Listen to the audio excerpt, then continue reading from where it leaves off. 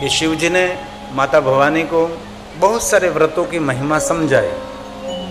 ये व्रत करने से ये फल मिलेगा, ये व्रत करने से ये फल मिलेगा। और महादेव के बारे में जितने व्रत हैं, इतने व्रत कोई देवताओं के बारे में नहीं है। इतने शंकर भगवान के बहुत सारे व्रत हैं, लेकिन सभी व्रत हम कभी नहीं कर सकते। बहुत सारे व्रतों की श्रृंखला है।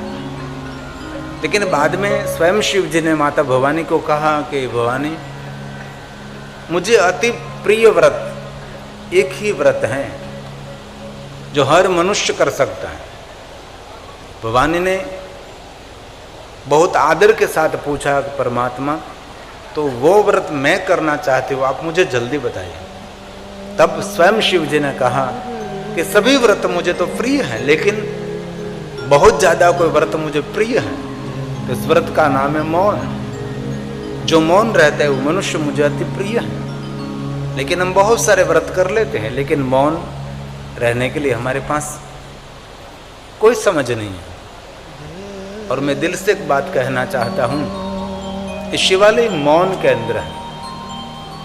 शिवालय में जितना मौन रहो, इतना भगवान शिव जी को हम प्रिय रहते हैं। शिवालय एक ध्यान का केंद्र भी है, और शिव जी ध्यान के प्रधान देवता हैं। हम पूजा करते, अर्चन करते, दर्शन करते, अभिषेक करते हैं, बहुत कुछ। लेकिन शिवालय जाकर मौन होकर शांति से बैठ जाइए। शिव परंपरा को मूल देखे तो ध्यान की परंपरा है। शिव जी की कथा कहीं भी से आप उठाओ, कहीं शिव जी को अन्य स्वरूप में आप नहीं देखेंगे। शिव जी का एक ही वर्णन रहता है, ध्यान इत्यम महेशम। निरंतर ध्यानस्थ रहने वाला देव है, मौन रहने वाला देव है, समाधि में रहने वाला देव है।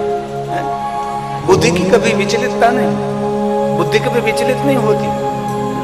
स्थिर रहने वाला देव भगवान शिव है। कि शिव जी ने माता भवानी को बहुत सारे व्रतों की महिमा समझाई। ये व्रत करने से ये फल मिलेगा, ये व्रत करने से ये फल मिलेगा। और महादेव के बारे में जितने व्रत हैं, इतने व्रत कोई देवताओं के बारे में नहीं है। इतने शंकर भगवान के बहुत सारे व्रत हैं, लेकिन सभी व्रत हम कभी नहीं कर सकते। बहुत सारे व्रतों की श्रृंखला है। लेकिन बाद में स्वयं शिव जी ने माता भवानी को कहा कि भवानी, मुझे अति प्रिय व्रत एक ही व्रत है जो हर मनुष्य कर सकता है।